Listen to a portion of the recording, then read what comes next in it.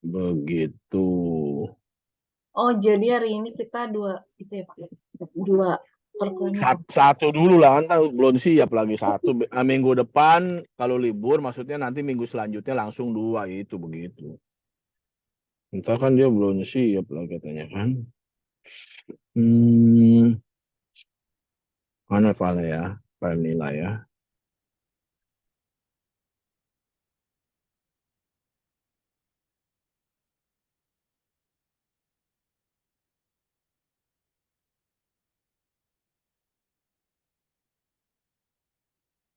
Oh, enggak.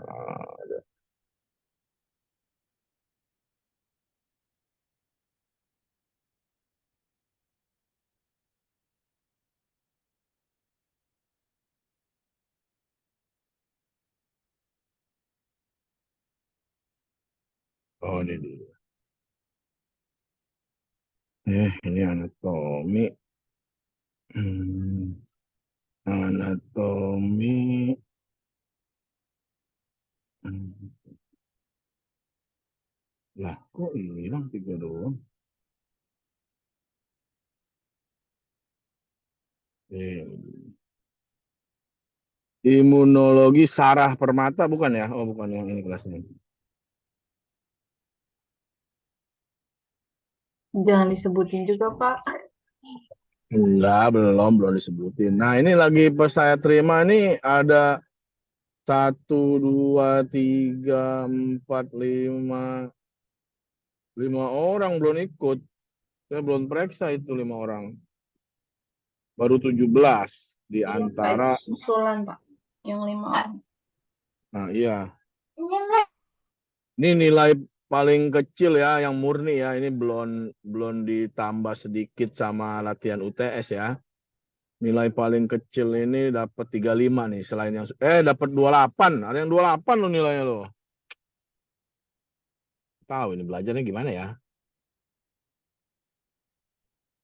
Yang 28 ini belajarnya gimana ya? Ada yang berasa nggak sih kalau gini? Wah, saya dapat jelek nih, Pak. Oh, saya dapat bagus, Pak gitu. Berasa nggak? Berasa sih Pak. Susah Pak. Soalnya. Ya kalau gampang SMP kali SD kali gampang itu kan. Ah, iya, tapi sih ya kalau saya bocorin Sally masih nomor satu sih nilainya. Terusan Pak. Hah?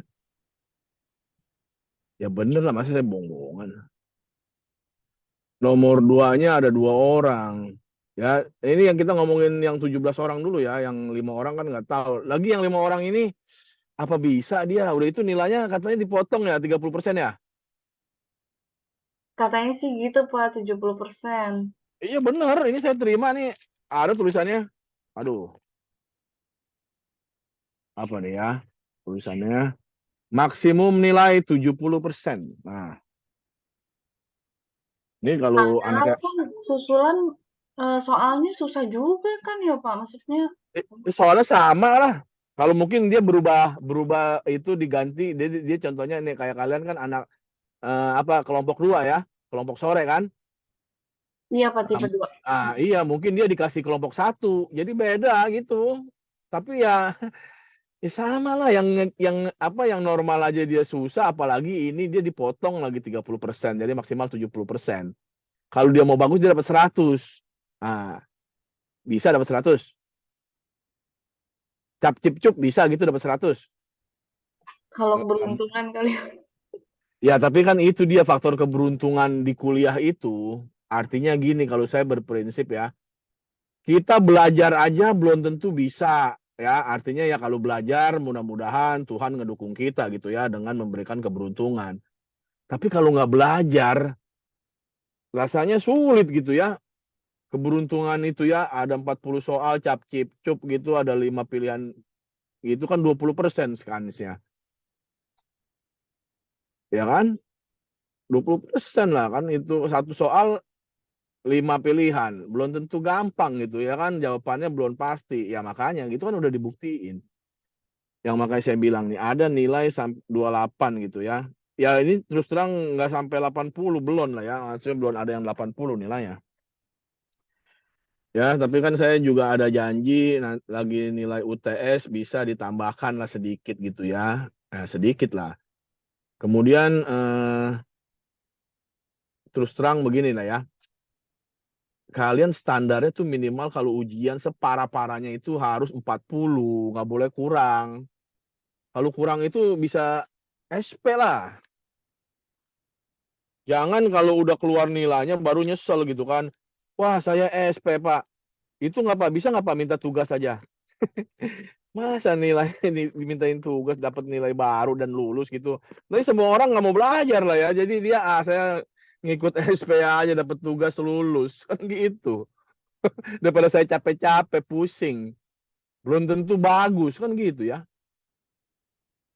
Oke, nanti sekarang nanti untuk yang apa untuk UAS nanti saya kasih target aja lah. Ya, saya nggak mau nyuruhin kalian belajar mulu lah, capek lah saya. Kalian kan udah dewasa loh, udah mahasiswa. Ayo belajar, belajar. Akhirnya nggak tahu nih ya yang dapat jelek ini apa dia memang tidak belajar, apa dia kecapean kerja atau apa gitu ya saya nggak tahu ya. Nah kan gitu. Bapak, cara paham Hmm. imuno biar gampang tuh gimana, Pak? Tipsnya, Ya, Pak. nah itu tipsnya tetap harus merangkum lah. Kalau saya dulu kuliah selalu semuanya saya rangkum, nggak ada. Saya merasa yakin dengan dari kuliahan itu. Ya, saya mengcompare gitu ya. Kalau ada kelas ada dosen lain, saya compare. Kamu dapat apa? Coba boleh nggak saya lihat? Nah, saya lihatin, saya perhatikan gitu apa ada perbedaan apa-apanya, catatannya atau apanya, ya kan? Kemudian ya saya ringkas lah, haruslah apa yang dimaksud ini. Saya harus ngerti lah. Kalau udah ngerti ya pasti mudah-mudahan saya hafal tadi. Kalau belajar mudah-mudahan saya beruntung begitu. Tapi kalau nggak belajar ya jangan ngarep mau beruntung lah.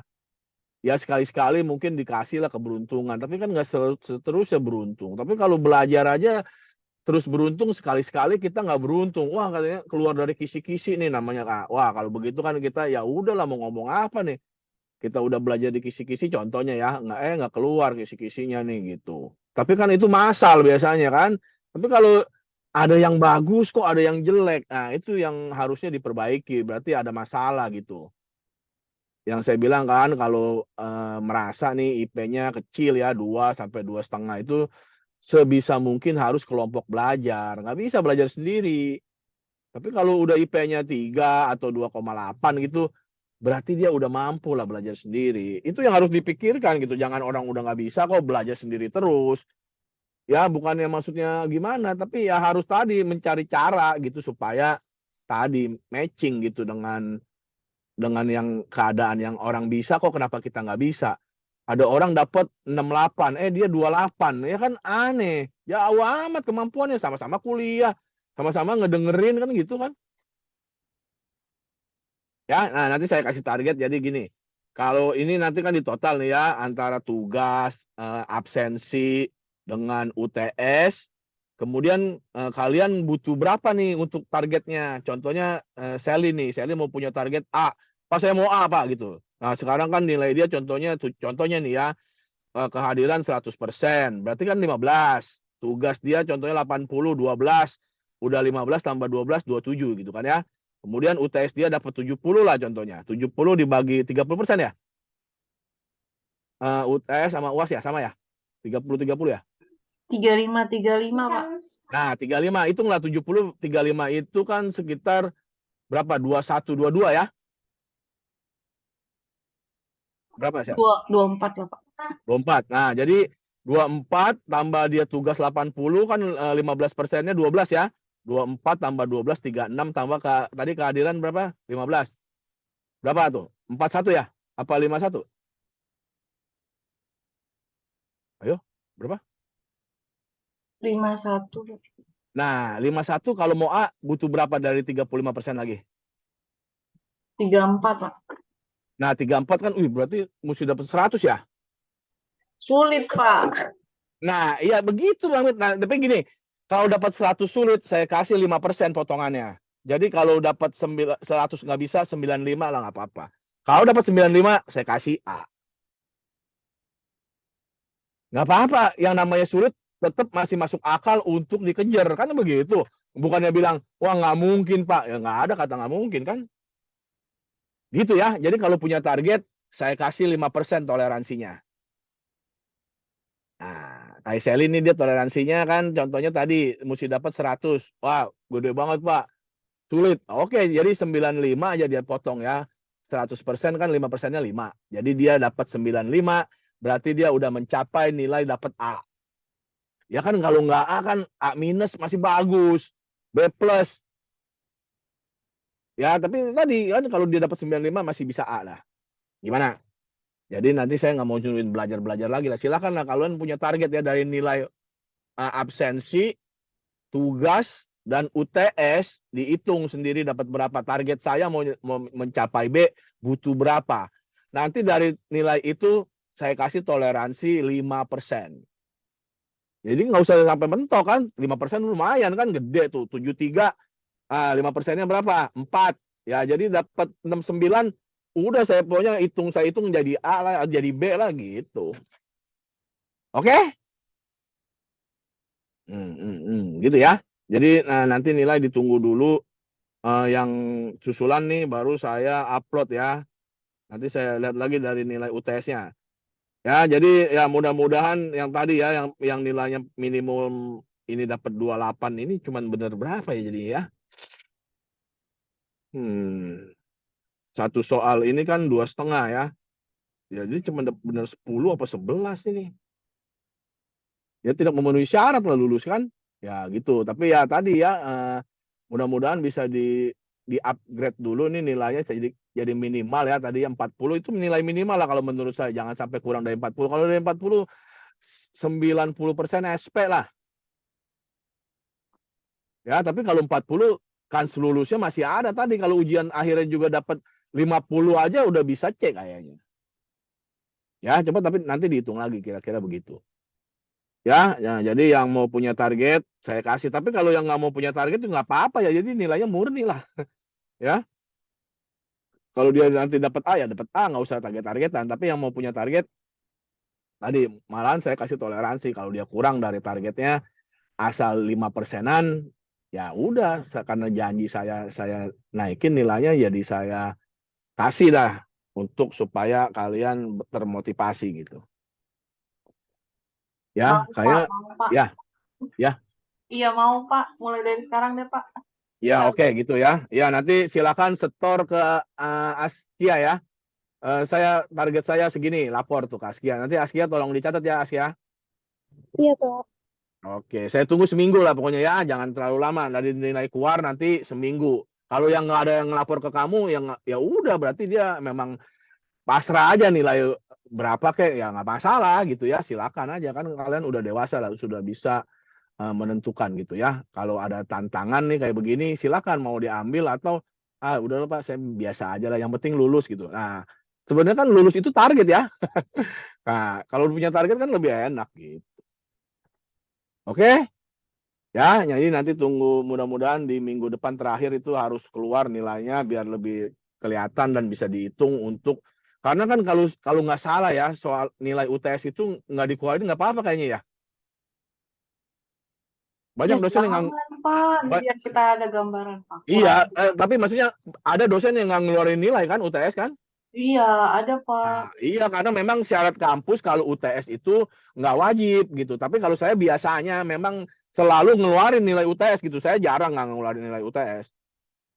Ya karena juga memang buat gambaran lah untuk mahasiswanya kan biar dia tadi dia bisa mentarget gitu. Kalau saya mau lulus saya harus nilainya berapa ini. Kalau UTS saya udah tahu kehadiran saya berapa, tugas saya berapa, ya tugas rata-rata lah, jarang lah kurang dari 80 asal mengerjakan gitu kan, presentasi ini mengerjakan, kalau ada kuis ngerjain, ya itulah tadi ya udah haruslah minimal dapat 80. Jadi udah dapat 12 ya. Kehadiran jangan sampai kurang kan sayang tadi. Gara-gara nggak masuk 3 kali kan nilainya udah nggak jadi maksimal kan. Yang tadi 15% bisa melorot kan 3 kali aja jadi 8 apa 10 gitu ya, jadi sayang.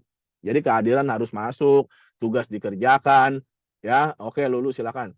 Ya, kemudian UTS tadi ya tadilah ya kalau ini udah lewat ya udahlah, tapi nanti UAS ditargetkan lah supaya termotivasi dan belajar lebih baik. Kan juga dikasih kisi-kisi sama saya. Saya kan nggak nyusahin juga gitu, nggak ada kisi-kisi. Padahal kalau dilihat kan kisi-kisinya udah kayak soal semua bocor itu. Jauh, Pak. Kisi-kisinya jauh. Apa sih? Jauh apanya? Itu hampir kayak soal gitu ya. Tapi ya udahlah ya. Jadi begitulah kira-kira. Oke, kita lanjut aja ke perkuliahan sekarang. Silakan imunitas humoral dan imunitas seluler. Ya, respon. Silakan siapa ini yang maju nih? Saya lihat tuh catatannya. Untuk kelas 21 ini kelompok aktivasi komplement imuno. Oh, Nia sama Ilmi ya. Udah siap Nia sama Ilmi? Siap, Pak. Insya Allah. Oke. Itu lupa saya tuh tugas udah dikumpul-kumpulin itu loh yang untuk dites. As? Mana sih ya? Oke lah kita mulai dulu. Selamat malam semuanya. Salam sejahtera buat kita semua. Pada hari ini kita akan berdiskusi atau mendengarkan presentasi mekanisme imunitas seluler dan imunitas humoral yang akan dibawakan oleh Ilmi Aulia dan Nia Mulyani. Pada Ilmi dan Nia dipersilakan. Terima kasih. Izin mulai ya, Pak. Ya, silakan. Assalamualaikum warahmatullahi wabarakatuh. Kami dari kelompok 5 ingin mempresentasikan materi tentang mekanisme imunitas seluler dan mekanisme imunitas humoral yang berdiri dari anggota saya sendiri, Nia Mulyani, dan rekan saya, Ilmi Aulia Robani. Yang pertama ada sistem imun spesifik, itu terbagi dua. Yang pertama imunitas seluler, yaitu melibatkan peran sel T atau limfosit T, yang merupakan kekebalan yang dimediasi oleh sel. Terus yang kedua ada imunitas humoral, yang merupakan melibatkan limfosit B, yaitu kekebalan yang dimediasi oleh antibodi. Sistem imunitas seluler. Imunitas seluler merupakan bagian dari respon imun didapat yang berfungsi untuk mengatasi infeksi mikroba intraseluler. Imunitas seluler diperintahi oleh limfosit T. Limfosit T dibuat di sumsum tulang dari sel batang yang pluripotensi atau pluripotent stem cell dan dimatangkan di timus, menyerang antigen yang berada di dalam sel. Tugas utama imunitas seluler adalah untuk menghancurkan sel tubuh yang telah terinfeksi patogen, misalnya oleh bakteri atau virus. Bakteri atau virus yang telah menyerang sel tubuh akan memperbanyak diri dalam sel tubuh tersebut. Hal ini tidak dapat dilakukan oleh antibodi tubuh. Imunitas seluler bergantung pada peran langsung sel-sel atau sel limfosit dalam menghancurkan patogen. Terdapat 3 jenis limfosit T, yaitu yang pertama, limfosit T pembantu atau hyper T cell mengatur sistem imun dan mengontrol kualitas sistem imun. Yang kedua, limfosit pembunuh atau killer T cell menyerang sel tubuh yang terinfeksi oleh patogen. Yang ketiga, ada limfosit T suppresor atau suppresor T cell menurunkan dan menghentikan respon imun jika infeksi berhasil diatasi. Berdasarkan fungsinya, secara umum ada 3 golongan utama dari sel T, yaitu 1. Sel sitotoksik, merupakan sel efektor dari keliling sel. Yang kedua ada sel T helper, merupakan sel regulasi. Berdasarkan kemampuan sitokin yang diproduksi terbagi menjadi TH1 dan TH2. TH1 mempunyai kontribusi di dalam imunitas humoral.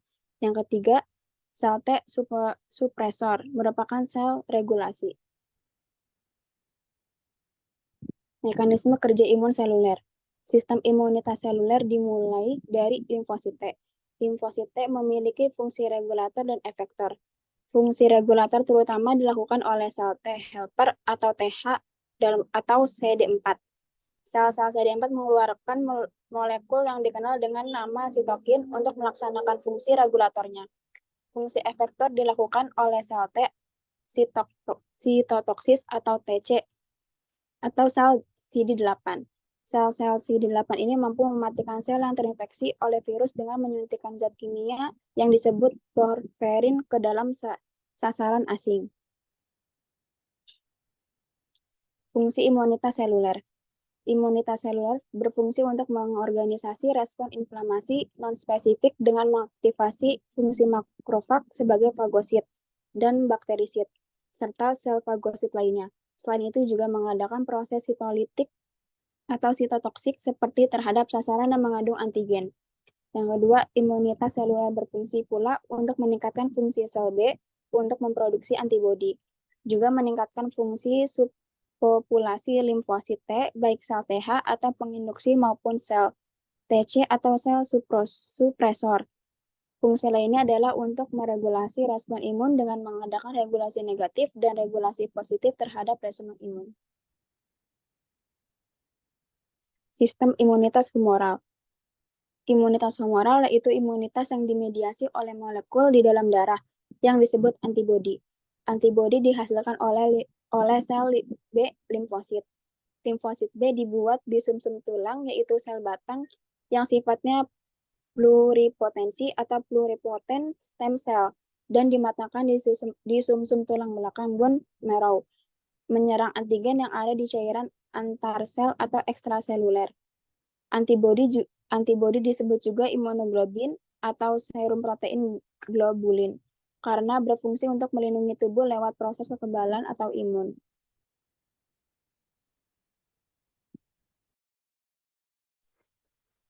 Terdapat 3 jenis sel limfosit B, yaitu yang satu limfosit B plasma, memproduksi antibodi.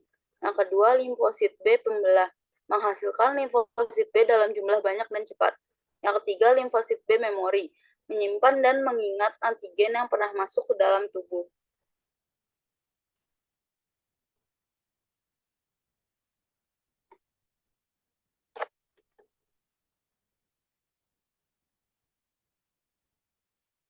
Antibodi disebut juga imunoglobin atau IG. Terdapat 5 jenis imunoglobin. Yang pertama ada IgA.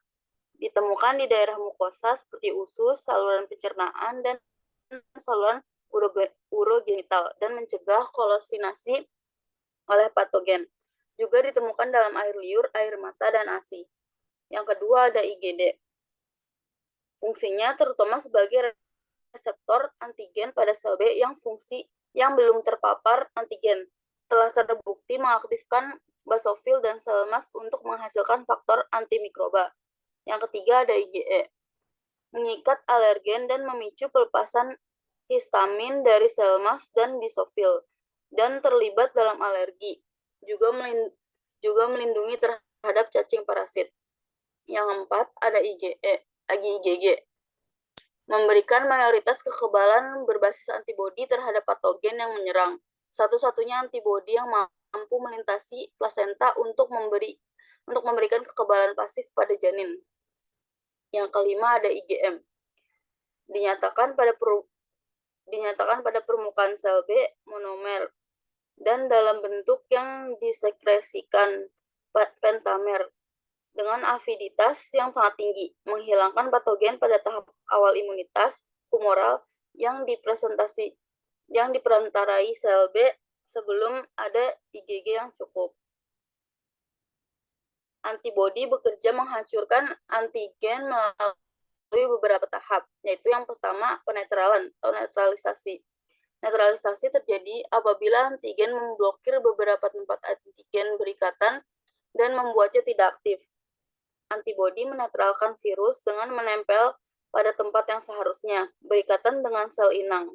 Selain itu, antibodi menetralkan bakteri dengan menyelimuti bagian beracun dari bakteri sehingga sel fagosit dapat menerima bakteri tersebut.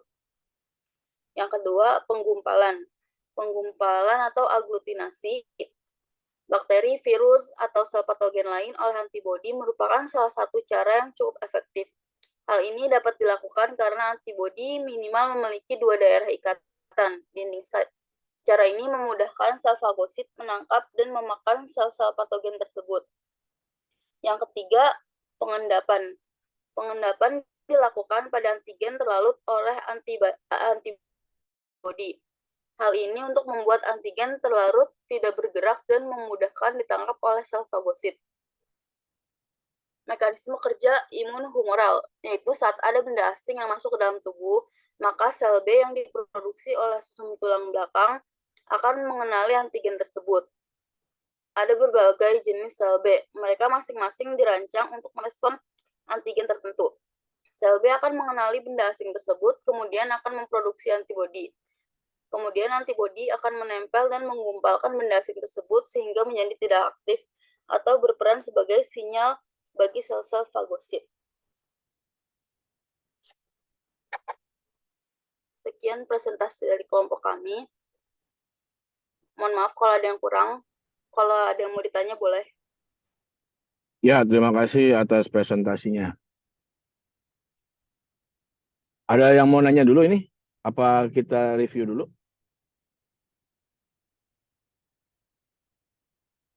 Halo, halo? Wah, udah ngantuk kayak ini, tanyain dia aja.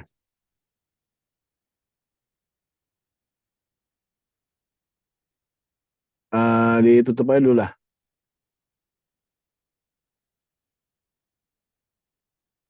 Sekian presentasi dari kelompok kami. Terima kasih. Sama-sama.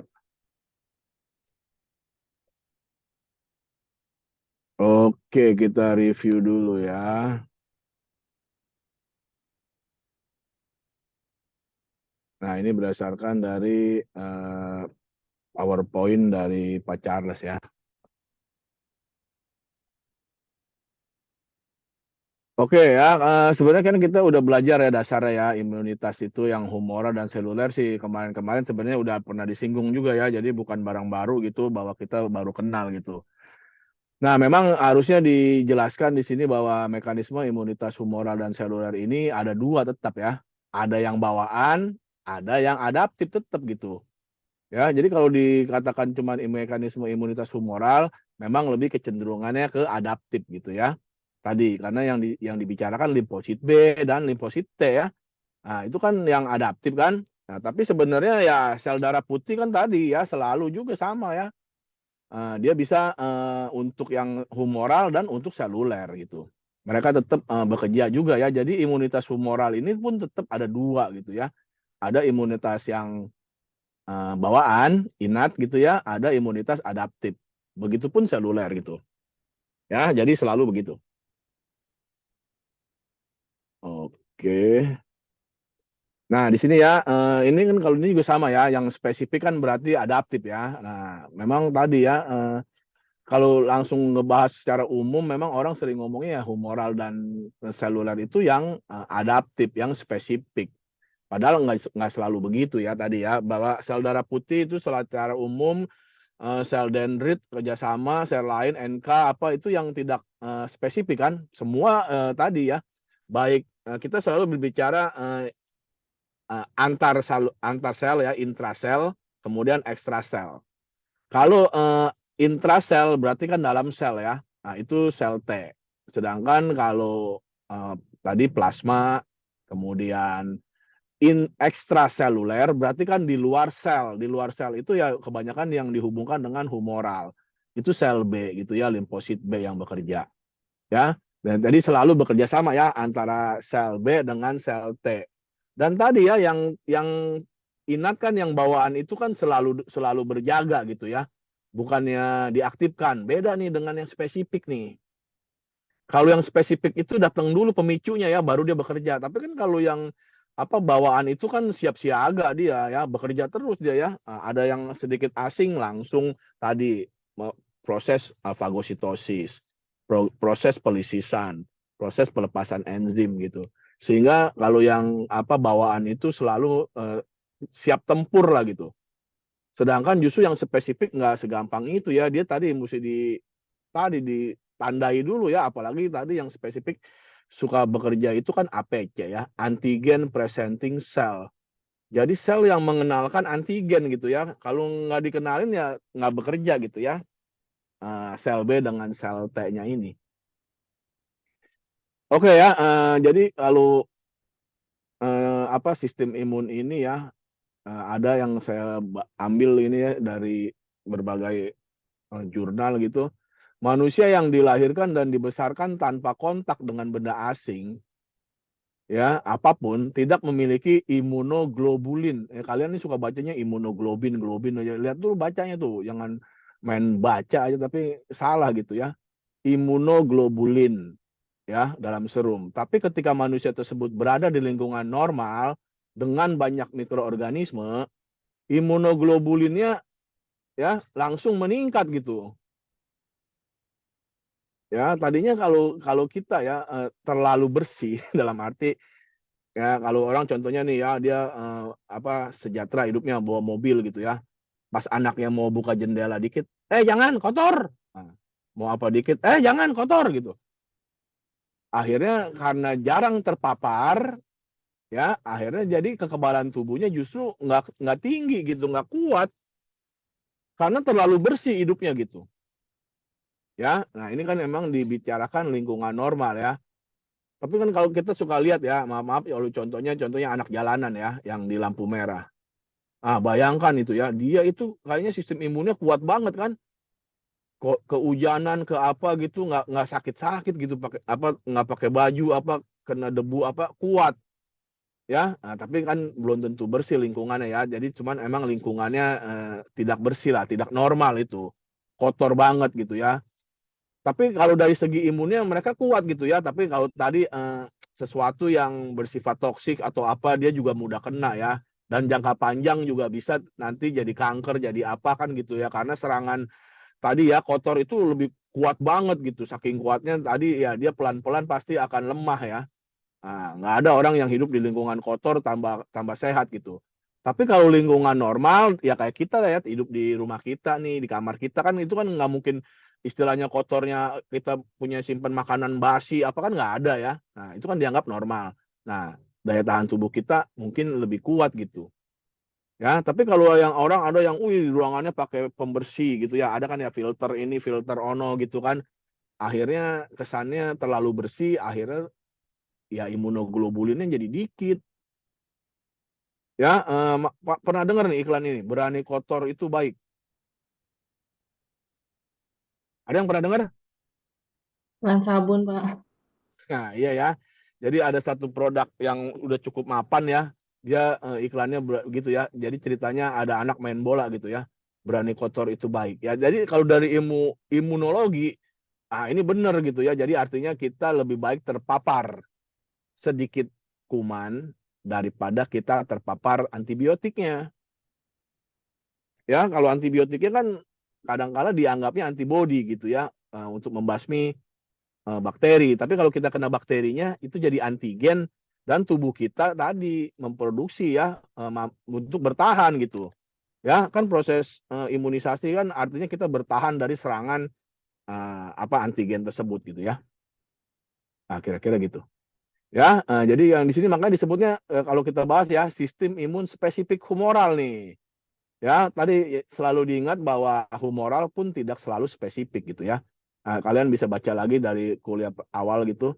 Nah, itu akan kelihatan ya bahwa sistem pertahanan primer kita ya, tadi ada sel darah putih, neutrofil, ya, eosinofil, basofil, sel mas. Nah, itu itu juga bekerja pada sel, itu juga bekerja pada humoral gitu. Ya. Kalau kita bicara yang spesifik, udah pastilah ini limfosit B ya. Kalau yang di cairan ya, di plasma. Karena dia akan membentuk antibodi yang dinamakan imunoglobulin.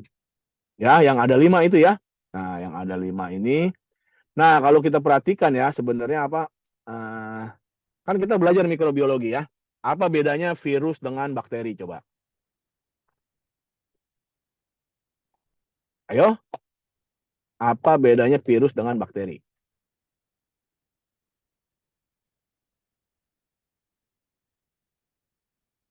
Ya, nggak ada yang jawab ya.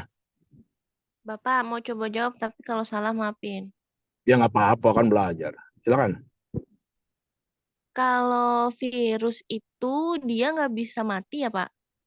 Kalau bakteri bisa. Kalau virus tuh kan kayak nggak bisa pakai antibiotik itu, Pak. Dia cuma tidur, tapi nanti bisa ini lagi. Ya boleh juga pendapatnya ya. Artinya memang kalau ya memang kan kita belajar nih. Bakteri antibiotik ya kan? Kalau virus ya antivirus. Nggak bisa dong kalau virus pakai antibiotik kayak gitu kan. Ya kita kena juga bakteri nggak bisa pakai antivirus. Ya kan walaupun katanya obat HIV kan sebagai antivirus ya. Wah kuat nih obatnya Pak. Tapi kalau saya sakit karena infeksi TBC mana saya sembuh pakai obat anti HIV. Ya memang begitu spesifiknya ya kan tadi makanya spesifik. Virus antivirus, bakteri antibakteri atau antibiotik kan gitu ya. Nah, prinsipnya harusnya kita mengingat bahwa virus itu hanya bisa hidup di dalam sel. Ya nggak? Ya, jadi virus itu intrasel harusnya. Nah, ini kita nggak tahu nih kalau di sini dibahas antibodi inilah yang akan melindungi tubuh kita dari infeksi ekstraseluler. Ya, ekstraseluler benar ya, kan humoral. Virus. Nah, istilahnya mungkin kesannya biasa aja nih virus. Cuman apa benar nih virus ini ekstrasel hidupnya? Kayaknya enggak. Virus itu intrasel, berarti teoritis ya lebih banyak virus itu dibasmi secara seluler oleh limfosit T. Nah, gitu. Tapi kalau bakteri, jamur tadi ya, malah ada cacing ya. Kan kita parasit itu ya. Nah, jamur, cacing, kuman atau bakteri, amuba apa. Ya, ini kan bisa hidupnya di humoral, di cairan tubuh, bukan masuk ke sel. Tapi ada bakteri beberapa yang menembus ya, bakteri intrasel ada. Tapi virus lebih banyak di intrasel. Ya, mungkin memang ada lah 1-2 jenis yang unik ya, maksudnya tidak normal nih dia, tidak biasa gitu. Hidupnya bisa keluar masuk sel lah anggapannya. Ya, tapi umumnya virus itu kan kita belajar bahwa virus akan hidup jika masuk di dalam sel hidup. Kan gitu. Nggak bisa virus itu kamu tanam nih di telur gitu yang tidak hidup selnya. Mati dia pasti. Dia mesti hidup di makhluk hidup. Ya, tapi kan kita belajar juga, oh ada tuh Pak virus tumbuh-tumbuhan. Nah, tumbuh-tumbuhan mungkin dianggap hidup ya, virus tembakau gitu kan. Ya, tapi kalau di manusia dia pasti menembus sel, berkembang biak di dalam sel, intraseluler dia. Ya, gitu ya. Oke, kemudian ini jadi ya, ingat yang humoral itu selalu namanya B, limfosit B. Ya, kita udah belajar lah ya, dihasilkan oleh sumsum tulang sama lah ya, limfosit T, limfosit B, sama-sama di sumsum tulang. Tapi dimatangkannya berbeda, kan gitu ya. Sel T di timus, sel B balik lagi gitu ya di sumsum tulang lagi. Ya, kemudian setelah matang akan dikirim ke organ limfoid sekunder ya. Nah, gitu. Oke, tadi udah diterangkan ya bahwa limfosit B ini ada 3 macam. Sel plasma yang akan menghasilkan antibodi, ya tadi ada 5 antibodi. Sel memori. Nah, jadi pada saat nanti kita lihat videonya sedikit ya untuk bagus ilustrasinya ya bahwa nanti akan menghasilkan B memori dan T memori ya. Sel memori inilah yang akan mengenali lagi antigen yang telah dikenal pertama kali masuk. Pertama kali masuk belum kenal nih ya, artinya kita terinfeksi dulu. Nah, makanya kalau kita tidak mau terinfeksi dulu, kita divaksin dulu. Sama itu kan, artinya tubuh kita belajar mengenal sesuatu yang spesifik. Antigen apa ini? Antigen virus, HIV, ya kita dikasih contohnya tadi ya, vaksin anti-HIV. Vaksin anti-HIV itu sebenarnya berisi, ya bisa dari virusnya, bagian virusnya, plasmidnya lah, apanya selubungnya lah, DNA-nya lah, atau modifikasi macam apapun, itu dimasukkan ke tubuh kita. Tapi kayaknya vaksin HIV udah ada belum ya? Belum kayaknya ya. Nah, contohnya vaksin COVID lah ya, yang udah kita sering, dan kita juga udah dapat ya. Vaksin COVID, ya itu kan banyak kan teknologinya ya. Ada yang tadi melemahkan virusnya, membunuh virusnya, mengambil bagian dari virusnya, mau DNA-nya, mau RNA-nya, mau jenis apanya gitu. Kemudian dimodifikasi sehingga menimbulkan respon antibodi. Nah, itu. Ya, jadi orang yang lagi memang belum diciptakan virusnya ya terpaksa dia kalau mau kebal COVID dia kena dulu ya. Atau memang karena kekuatan imunnya sangat bagus dia lolos lah dari COVID contohnya. Saya aja kayaknya kena kali ya sekali 2 kali mah tuh saya ngerasain tuh. Walaupun saya nggak dites gitu ya, tes apakah Anda kena apa enggak, positif apa negatif. Tapi saya pernah ngalamin gitu ya, lemes beberapa hari kebenaran mungkin lagi habis mites gitu ya, lagi kosong gitu ya.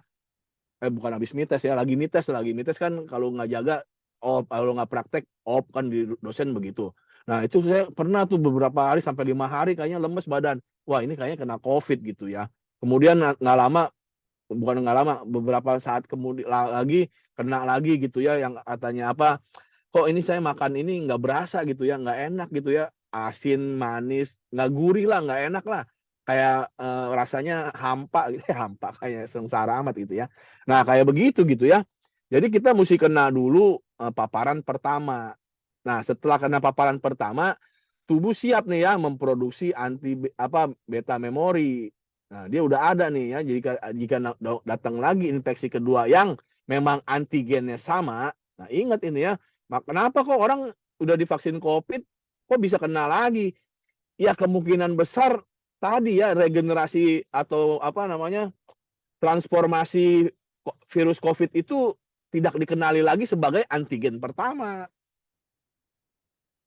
Ya, jadi dia dianggap pertama lagi, jadi tubuh infeksi lagi, baru siap lagi sel B memorinya. Tapi kan ternyata dia punya lagi turunannya yang beda lagi antigennya, jadi orang bisa kena berkali-kali. Tapi kalau dia sama antigennya, harusnya dia bisa tubuh menanggulanginya. Nah, gitu ya. Kemudian ada yang namanya sel pembelah, tapi saya belum ketemu bahasa Inggrisnya nih, sel pembelah ini ya. Nah, dia berfungsi menghasilkan itu ya, dirinya sendiri dengan sel-sel inilah ya, namanya progenitornya ya, prekursornya lah gitu. Untuk sel B, untuk sel limfosit B ini selalu ada gitu ya. Jadi dia perkembangannya lah ya, meiosis selnya atau mitosis selnya gitu ya. Oke. Nah, yang kalau kita sudah pelajari kan ada 5 ya jenis imunoglobulin ini. Nah, apa nih yang spesifiknya ya? Nah, ini juga saya baca-baca gitu ya, penjelasannya gitu ya, kayaknya kadang-kala nggak sinkron gitu ya. Harusnya kan sinkron nih, artinya begini, IgG, antibody yang paling banyak. Nah, berarti yang paling dikit yang mana? Kan kita harus tahu gitu ya, kadang-kala nggak ada penjelasan ini yang mana yang paling dikit. Oh, ini nih IgD gitu ya. Terus fungsi IgD apa? Membantu sel T menangkap antigen. Jadi sel yang lain nggak membantu gitu kan. Ya, terdapat dalam darah. Memang yang terdapat dalam darah IgD doang. Kan yang lain juga ada gitu ya. Nah, jadi penjelasannya kurang maksimal gitu ya. Jadi memang mesti banyak dibaca lagi, dicari-cari lagi. Ya. Tapi kita prinsip-prinsipnya aja yang umum ya, yang penting nih ya, bahwa pertama kali antigen datang ya. Nah, ini harus jelas nih. Yang pertama bereaksi itu IgM. Jadi IgM ini yang pertama kali bertemu dengan antigen. Ya, makanya disering juga respon utama terhadap antigen. Tapi nanti antigen yang sama masuk kedua kali, IgM nggak bergerak, kan udah tahu. Begitu ya. Nah, kemudian di dalam tubuh kita memang IgG yang paling penting. Kalau tidak ada IgG, kita lemah lah artinya. Ya, jadi IgG ini antibodi utama ya. Dalam respon sekunder ya. Jadi setelah IgM nanti apapun bisa dibuat ya. Nah, biasanya IgM sama IgG nih yang awalnya. Tapi mereka ternyata bisa tadi ya berproliferasi dan berdiferensiasi, kan begitu bahasanya ya. Berproliferasi dan berdiferensiasi. Jadi mereka itu bisa berubah gitu. Ya. Jadi tergantung kebutuhan.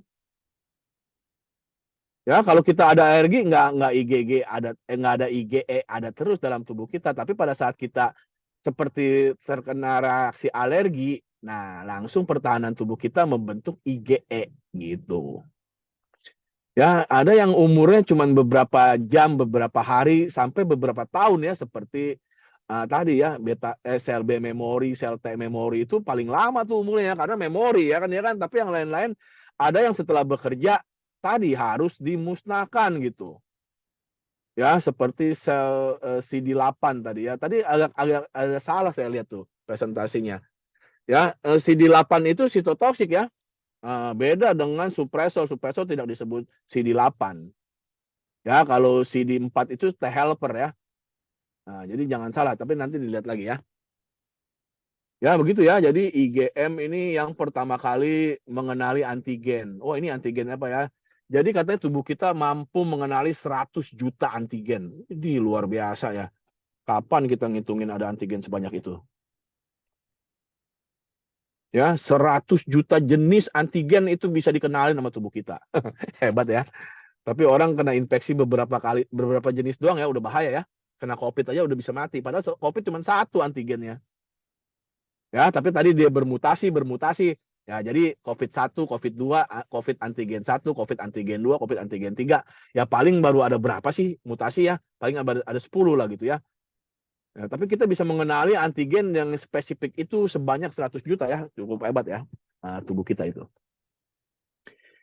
Ya, kemudian ini dihasilkan lewat kolostrum nih. Ada yang nggak tahu kolostrum?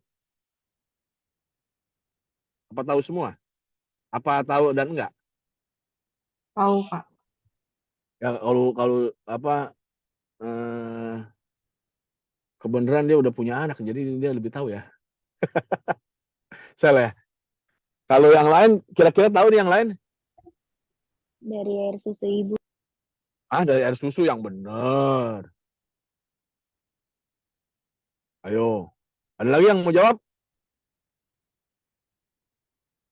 Apakah benar kolostrum dari air susu ibu? Betul sih, Pak, dari pertama kali keluar kan, Pak. Nah, ya berarti dia sebenarnya bukan air susu lah. Dia awal menyusui gitu. Ya, jadi nanti kalau pada saat kalian melahirkan anak nih, yang ibu ya, nah akan keluar kalau pada saat bayi mau menyusui ya, keluarlah cairan berwarna kekuningan, gitu kan? Nah itulah yang disebut kolostrum. Kadangkala kalau orang nggak tahu itu malah nggak diminumkan kan ke bayinya. Nah itu yang salah. Harusnya kolostrum itu sumber ya, sumber imunoglobulin. Berarti sumber antibodi. Ya, dan penting untuk bayi kita. Bayi kita kayak kita menikah aja. Bayi kita ya gitu ya, untuk bayi, karena dia tadi daya tahan tubuh dia kan belum siap ya. Dia belum mampu memproduksi sel B, sel T dan lain sebagainya. Makanya ibu ya dari Tuhan dikirim untuk bertanggung jawab pada anaknya, pada bayinya dengan memberikan ASI ya, awalnya kolostrum itu banyak antibodi. Ya, sehingga anaknya diharapkan tidak mudah sakit. Karena udah ada pertahanannya ya. Walaupun ini namanya pertahanan pasif ya. Karena dia diberikan antibodi pasif. Tubuh belum aktif. Nah, begitu. Ya, jadi nanti yang kalau Sally mah udah pengalaman, dia udah banyak anaknya katanya ya. Udah berapa mau jadi ke-11-an kali gitu ya. Nah, kalau yang lain nih yang ingat ya, jadi kalau nanti melahirkan, menyusui itu ada kolostrumnya, itu yang bagus, penting itu ya diberikan ke anak ya, bayinya. Tapi yang menarik ini ya maksud kita coba ada yang berdiskusi nih. Banyak ada multi level setahu saya ada menjual kolostrum dan kolostrum dia nggak bisa habis gitu. Memang bisa kolostrum dibuat gitu ya? Ada nggak yang pernah baca? Kan kolostrum cuman awal menyusui, cuman keluar sekali doang kan gitu ya. Tapi multi level ini menjual, mengakunya produknya ini kolostrum. Memang dia punya contohnya kalau sapi pun kolostrum sapinya itu nggak habis-habis gitu. Ya kan setiap hewan atau manusia mengeluarkan kolostrum hanya sekali kan? Apa ada yang pernah baca gitu? Enggak Pak, banyak Pak, berkali-kali. Ada. Ayo.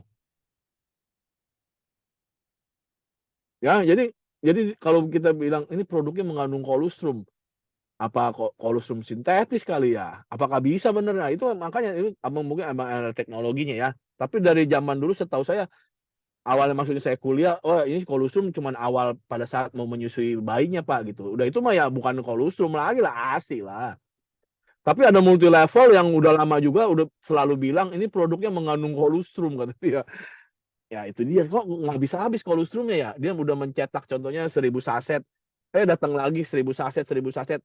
Memang dia punya sapi nggak habis-habis gitu, selalu menyusui awal. Kan enggak ya? Oke gitu. Nah, kemudian ya, kita harus tahu bahwa sel darah putih kita nggak semuanya sifatnya memfagositosis ya. Jadi ada yang mampu sifatnya fagositosis, ada yang enggak juga gitu ya.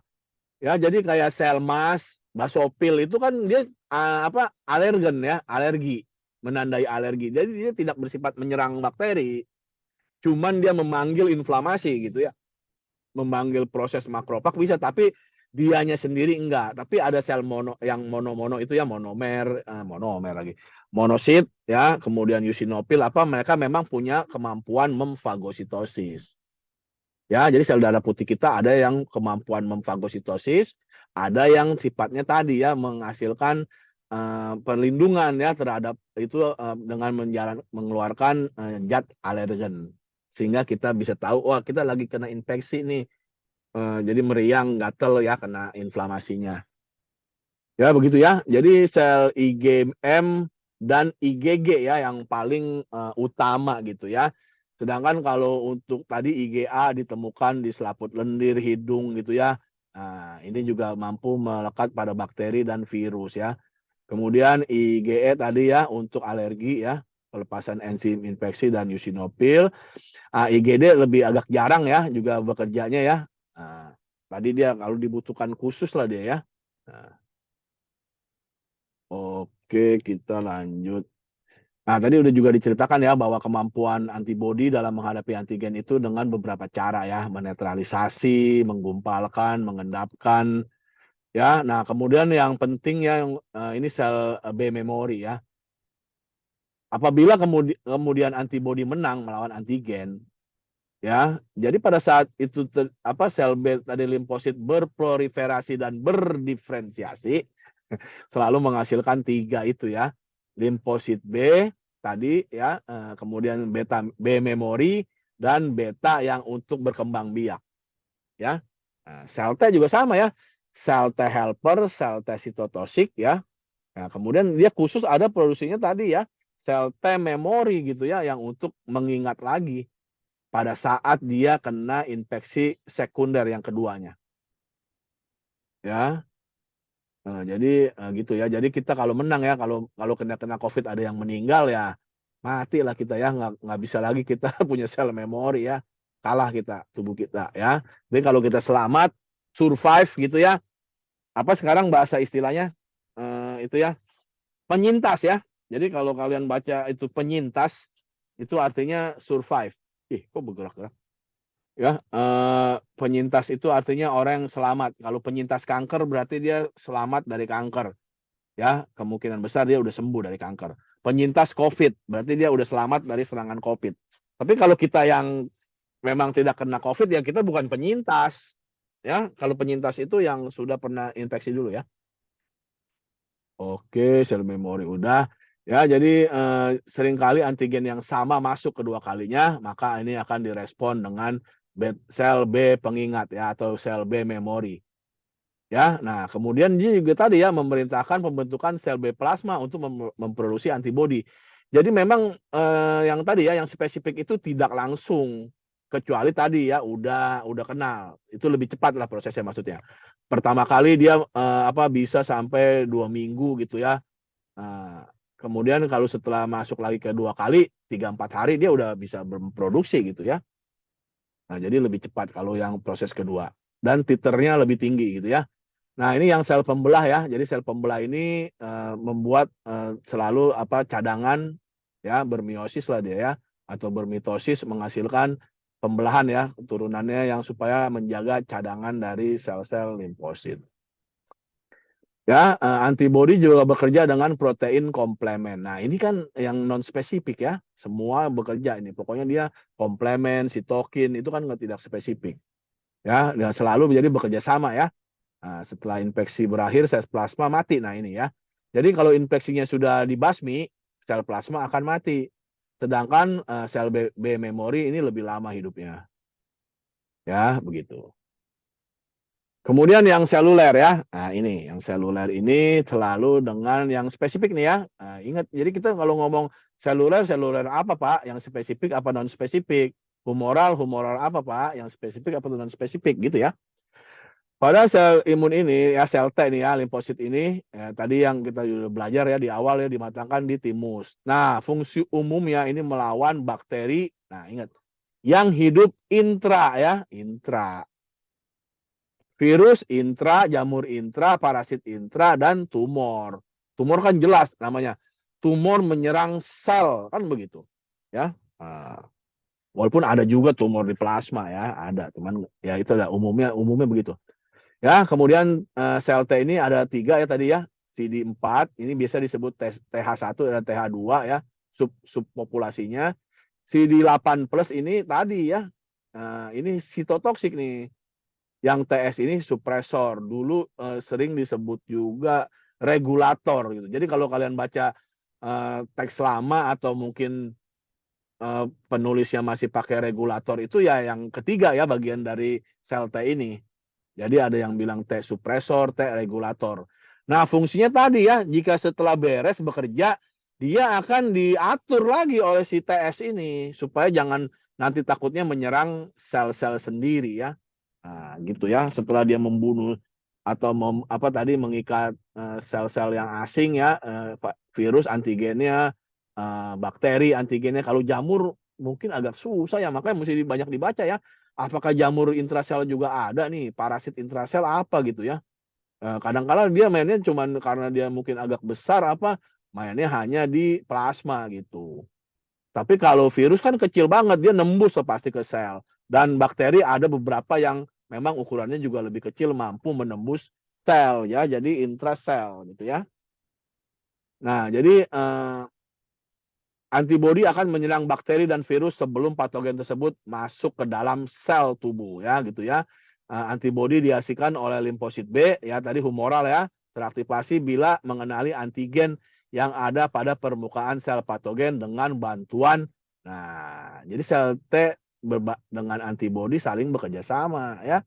Semua fungsinya pokoknya menghancurkan, melisis, mengopsonisasi, apalah istilahnya fagositosis itu semua pokoknya tugasnya membasmi zat-zat asing ya, antigen yang bisa patogen gitu ya.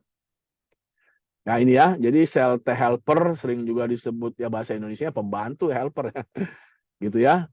Nah, kemudian pembunuh atau sitotoksik ya tadi ya. Ini CD4, CD8 dan ini supresor ya atau penekan ya. Jadi berfungsi menurunkan dan menghentikan respon imun.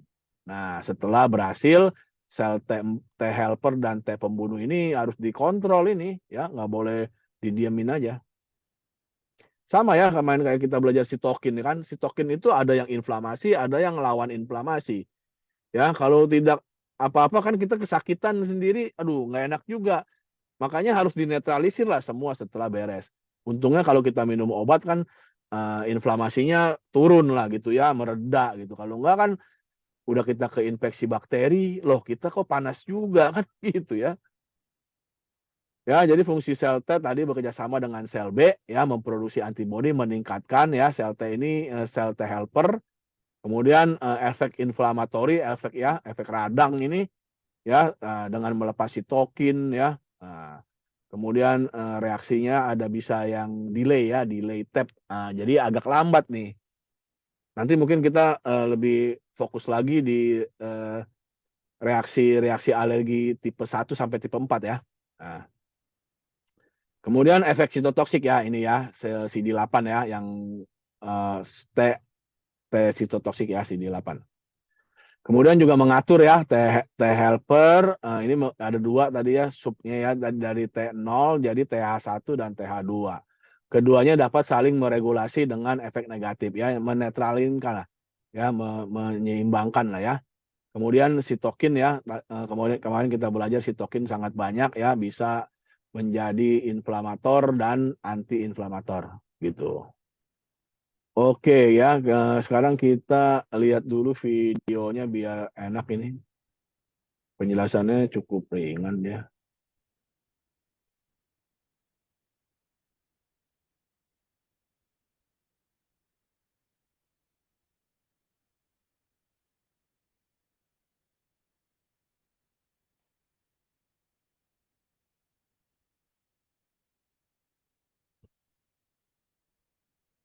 Lah, kok belum bergerak ya? Mana plus S?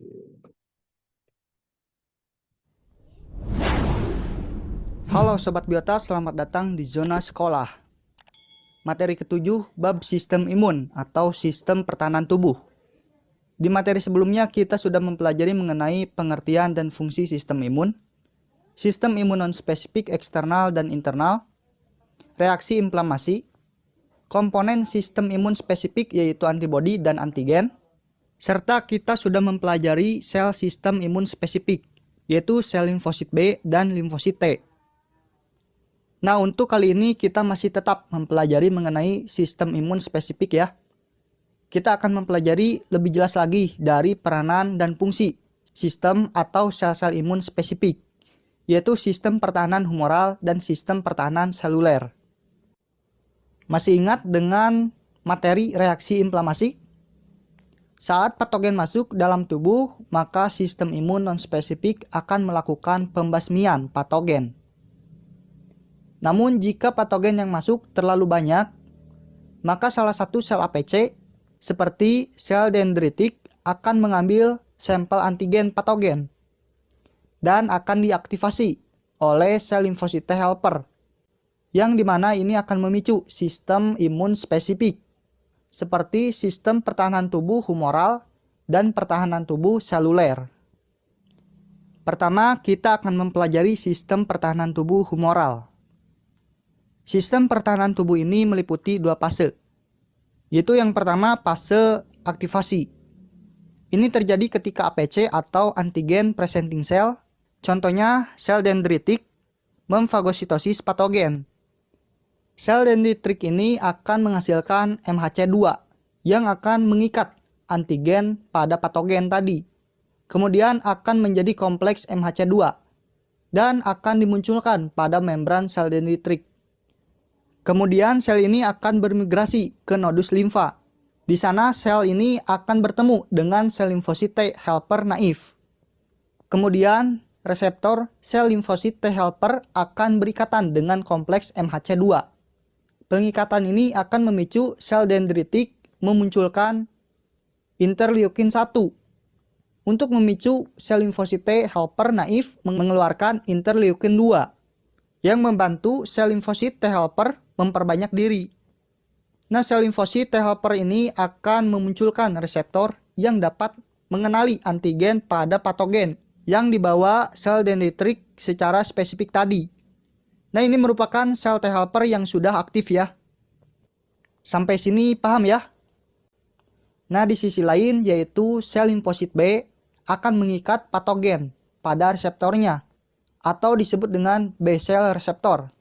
Kemudian memfagositosis patogen tersebut dan memunculkan kompleks MHC2, yang dimana ini akan berikatan dengan reseptor sel fagosit T helper yang sudah aktif tadi. Ini akan memicu sel limfosit B memperbanyak diri atau proliferasi, di mana sebagian menjadi sel limfosit B plasma yang akan menghasilkan antibodi, dan sebagian ada yang menjadi sel limfosit B memori yang akan mengingat antigen jika sewaktu-waktu ada infeksi lagi. Nah, ini sudah masuk pada fase efektor ya. Sel B plasma pada proliferasi awal akan menghasilkan antibodi tipe M. Kemudian proliferasi selanjutnya akan menghasilkan tipe G serta tipe yang lainnya. Nah, antibodi yang dibuat ini akan berikatan dengan antigen patogen untuk menghalangi patogen masuk ke dalam sel, atau disebut dengan netralisasi. Hal ini akan memudahkan sel fagosit memfagositosis antigen atau disebut dengan opsonisasi.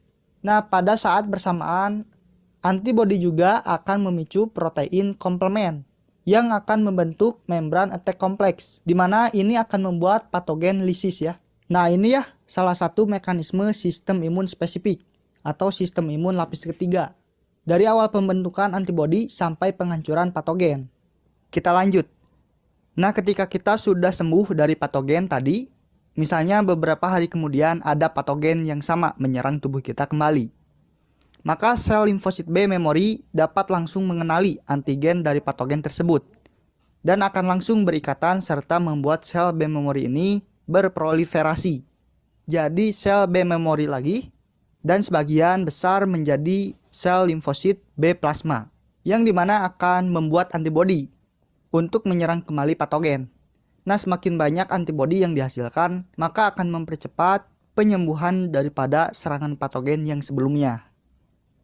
Nah, itu ya mekanisme dari sistem pertahanan tubuh humoral, salah satu sistem pertahanan tubuh lapis ketiga atau sistem imun spesifik. Selanjutnya sistem pertahanan tubuh spesifik seluler. Tapi sebelum itu, for your information sob, channel ini memiliki bab konten diantaranya zona sekolah, zona binatang, zona akuatik, zona tumbuhan, zona biobisnis, zona peliharaan, zona biotraveling. channel ini dalam tahap pengembangan, maka akan sangat berharga bagi kami jika Sobat Biota semua membantu channel ini untuk berkembang, minimal dengan cara mensubscribe channel ini. Jadi, please for subscribe now. Nah, jika serangan patogen tadi yang sudah terlanjur masuk dan menginfeksi sel, maka akan terjadi sistem pertahanan tubuh seluler. Nah, itu merupakan sistem pertahanan tubuh kita yang paling terakhir.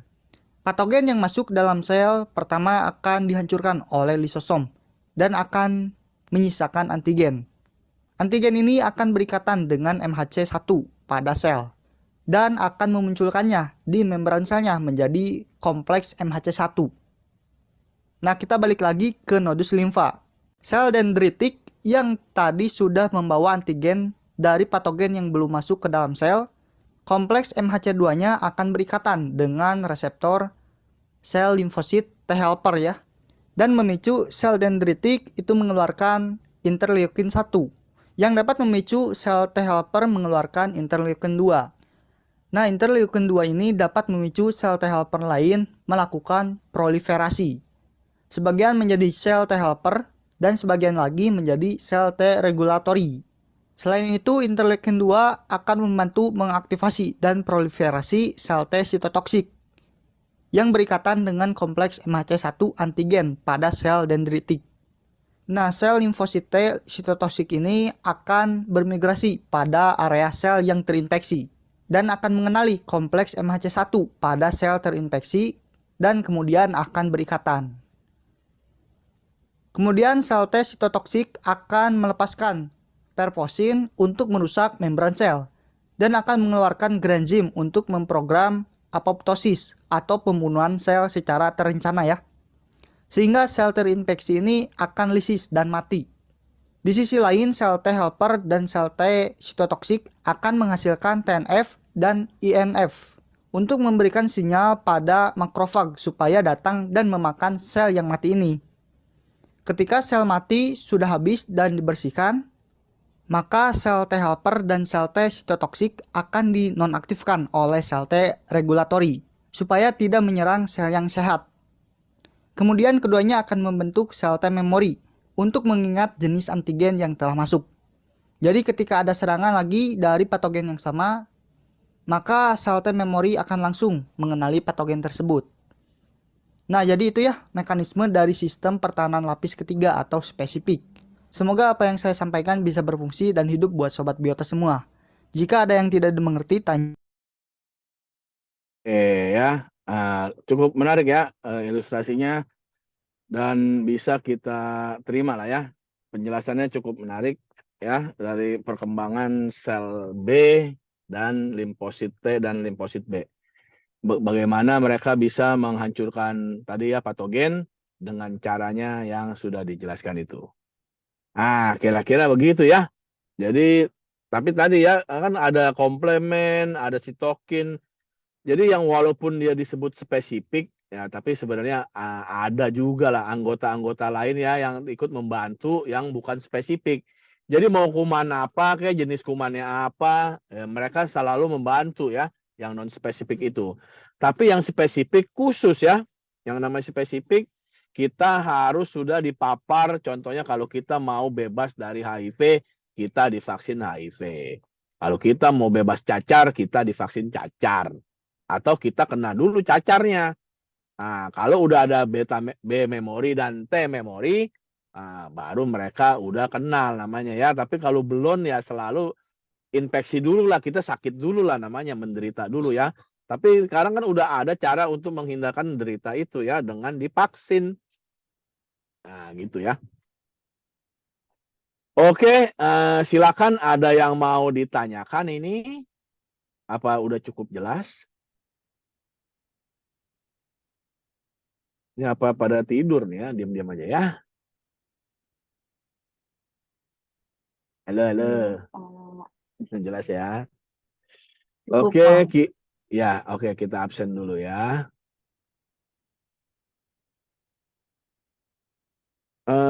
Ya kayaknya minggu depan libur ya. Jadi kalau minggu depan libur, minggu selanjutnya kita 2 lah ya. Biar jangan sampai ketinggalan lah. Takutnya juga nanti banyak-banyak libur lagi atau apa. Ada 25 ya. Ternyata ya yang kuliah ada 25. Ada hilang satu dong nih. Siapa yang nggak masuk?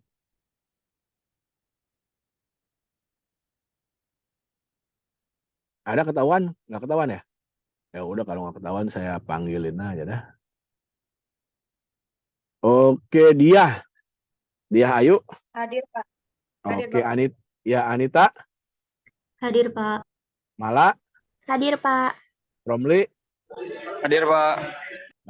Yulita, Hadir, Pak. Yusnia nggak ada. Yusnia biasanya di kelas pagi. Oh ya udah berarti dia tidak ada ya. Oke lah. Travelina, Hadir, Pak. Lulu, ada nggak Lulu? Nah, kemana Lulu? Izin ke toilet. Toilet ya. Septi, Hadir, Pak. Siti ini ST-nya ya? Iya, Pak. Hadir, Pak. Kok kamu memang bener namanya itu ditulisnya ST gitu ya? Iya, Pak. Waduh, jadi nggak repot itu namanya. Entah orang suka nanya-nanya apa itu ST ya. Iya, Pak. Kesalahan nama tadinya. Bisa diperbaiki kok asal tidak merubah ya. Nama saya kemarin saya perbaiki ya dari Marta jadi Marta Halim. Nggak usah ke pengadilan. Jadi saya mengajukan ke Dinas Dukcapil ya Jakarta Barat. Kayaknya nggak bisa ke pusat. Saya ke pusat aja. Mau nama saya ditambahkan Halim. Jadi saya Marta Halim gitu ya. Nah, kalau kamu ST-nya jadi Siti, coba diurus lah. Tapi ijazah kamu apa? Sama, Pak. Semua data ngikut sama. Iya. Wah, udah repot lah. Kalau ijazah repot banget lah. Mesti balik semua namanya itu. Kalau saya kebenaran nama ijazah saya semua Marta Halim gitu ya. KTP doang Marta. Jadi akhirnya saya ngalah gitu. KTP-nya ngikut ijazah. Ya kira-kira gitu ya. Kamu tinggal pertimbangin aja. Kalau nggak ada masalah ya udah. Oke. Ayo dia. Hadir, Bapak. Fahmi, Hadir, Pak. Ananda, Hadir, Bapak. Hakim, Hadir, Pak. oh ya, Nia, Hadir, Pak. Azara, Hadir, Pak. Azahira, Hadir, Pak. Mutiara ada? Lah, kemana? Gak ada Mutiara. Ada, Pak. Lagi jalan pulang, Pak. Depan, Pak. Jangan pulang ya, pulang jangan jalan lah, naik kendaraan lah, kapan nyampenya. Nia Mulyani, tadi Nia Febriana, Hadir, Nia Pak. Mulyani. Oke, Hadir, Pak. Septia, Hadir, Pak. Indah, Hadir, Bapak. Askia ada, Ilmi ada tadi, Sally ada, Silvi. Hadir, Pak. Oh iya, berarti udah ya yang nggak masuk itu. Pak dulu hadir, Pak. Iya, kamu kemana kali ke WC katanya ya? Oke. Ya oke, ada pertanyaan atau udah cukup ya? Jadi minggu depan nih kita materinya sebenarnya agak banyak ini ya. Judulnya 1 tapi materinya banyak ya. Jadi kelompok 9 nih ya atau kelompoknya ini respon imun terhadap patogen bakteri 1, terhadap patogen virus, terhadap transplantasi organ, terhadap tumor ya. Jadi ada 4 kayaknya itu ya materinya ya. Ya, jadi disiapkan dengan baik itu ya, biar kita nanti lebih jelas kuliahnya ya. Karena cukup menarik ini ya tadi ya, kalau bakteri banyakkan ekstraseluler, virus intraseluler, ya, tumor intraseluler, transplantasi organ nih yang menarik ya. Mengapa orang bisa ditransplantasi antar manusia, hewan ke manusia dengan apalah gitu ya, macam-macam dari kulit badan ke kaki gitu, dari kaki ke badan. Nah, itu ada macam-macam model gitu ya. Kenapa bisa ditolak dan lain sebagainya. Ya, jadi untuk minggu depan itu hari ini mudah-mudahan bisa dimengerti gitu ya. Tolong dipelajari lagi. Nggak usah lah. Silakan mencapai target gitu ya. Sekarang jadi begitu. Silakan mencapai target supaya berhasil targetnya ya. Oke, cukup ya hari ini ya. Terima kasih semuanya atas perhatiannya. Semoga bisa dimengerti. Sampai kita bertemu lagi. Karena minggu depan kemungkinan libur, jadi kita bertemu lagi 2 minggu ke depan ya. Jadi materinya 2 ya kalau minggu depan ya, langsung ke autoimunitas juga ya. Jadi materi 9 dan 10 lah ya, kita siapkan ya. Oke. Terima kasih semuanya, selamat malam dan sampai jumpa lagi. Terima kasih. Terima kasih, Pak. Ya, sama-sama semuanya. Pamit ya. Oke, Iya, pamit. Pak. Oke, Pak. Ya.